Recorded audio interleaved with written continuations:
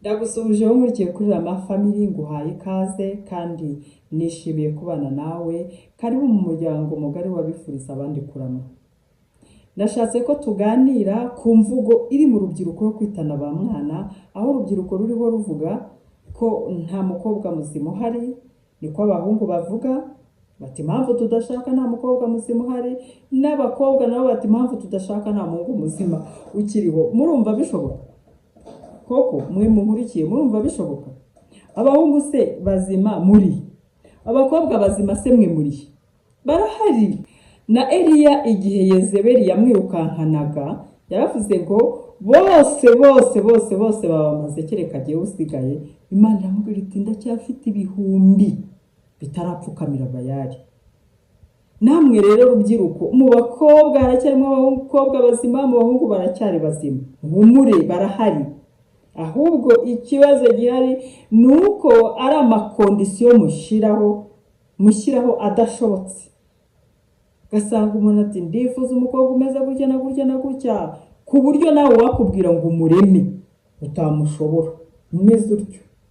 N'abakobwa nabo ndifuza umuhungu ufite iki akagira iki akameze gutya, ntabwo bishoboka. Na wababwira ngo mupfe gushaka uwo mubonye, ariko nawe shyiraho kondisiyo zishoboka rwose. Ese wifuza ko ibyo wowe uba wumva ibyo uri kwifuza ku bandi nawe babikwifuza? Mbese ubundi wowe urabifite?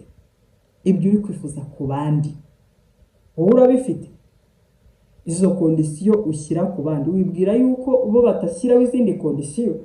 Reba ibishoboka by'ingenzi byatuma hari iby'ingenzi ukavuga uti cyakora iki cyo ni ingenzi, iki ni ingenzi, ariko nawe wikabya.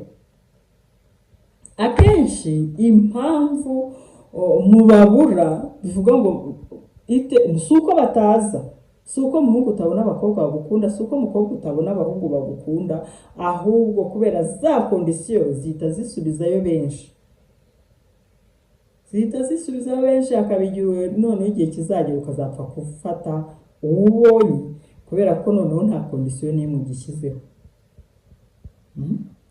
Ntabwo ari byo.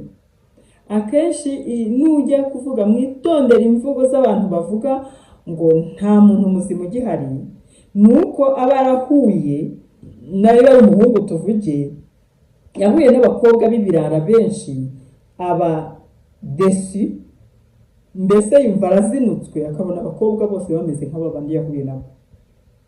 N'umukobwa nawe hari igihe ahura n'abahungu b'ibirara gusa baba beshi, nawe akagira ngo abahungu bose bameze nk'ababandi yahuye nabo.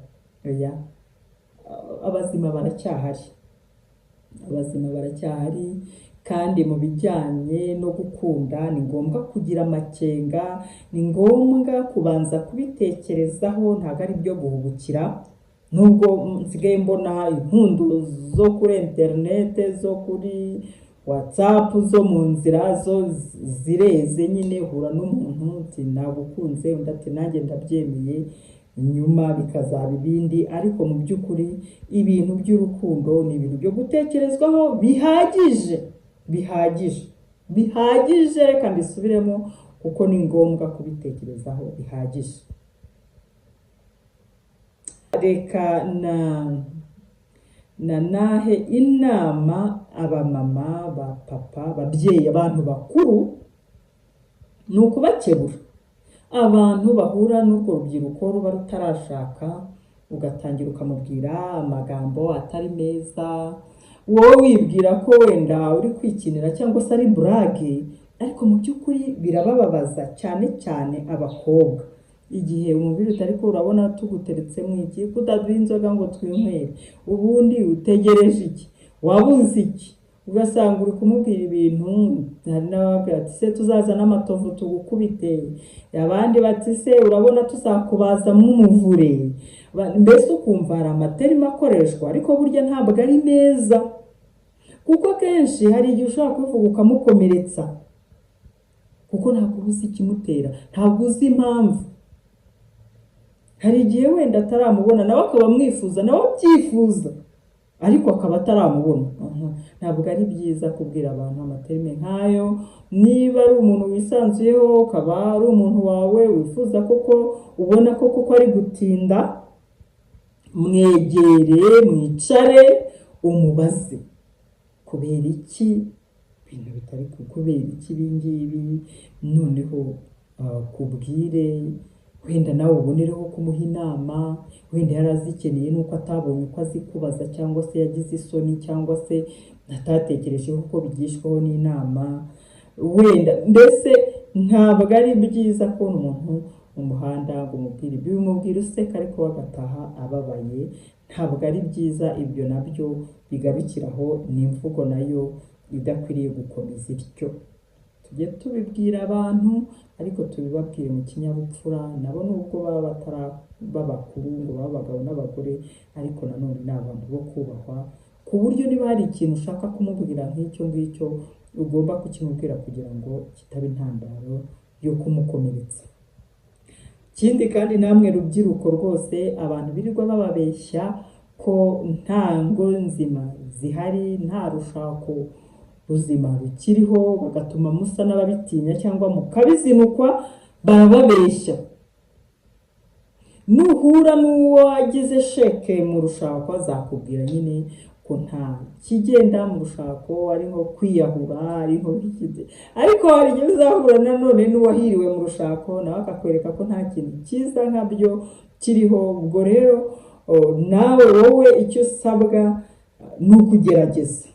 ni ukugerageza, kandi muri uko kugerageza kwawe ugakora ibishoboka ku ruhande rwawe kugira ngo ibyo usabwa gukora ubikore neza. Ubundi nta muntu n'umwe muri iyi si uzaguseka ngo ni uko wagerageje bikanga, kuko nta muntu, abantu benshi burya bubakiye kuri esheke bagize, noneho bakazikuramo amakuru, bakazikuramo n'amasomo, noneho ayo makuru n'ayo masomo bigabafasha gutsinda no kuzamuka, noneho bakagera kuri reisite, bakagera ku ntsinzi. Nta muntu rero uzaguseka ko wagerageje bikanga, kereka abaswa. Nibo basekana kuko ntibajya batinyuka na rimwe kugerageza. Ngayo nguko nari Louise kuri Rama Family, kwifurije ihirwe muri byose wowe nkurikiye.